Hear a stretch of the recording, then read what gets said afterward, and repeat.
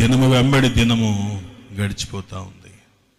సేవ చేస్తున్న మేమైనా, విశ్వసిస్తున్న మీరైనా, దేవుని వెంబడిస్తున్న ఎవరమైనా మనలో ఇవేమీ బతకూడదు, ఇవేమీ కనబడకూడదు.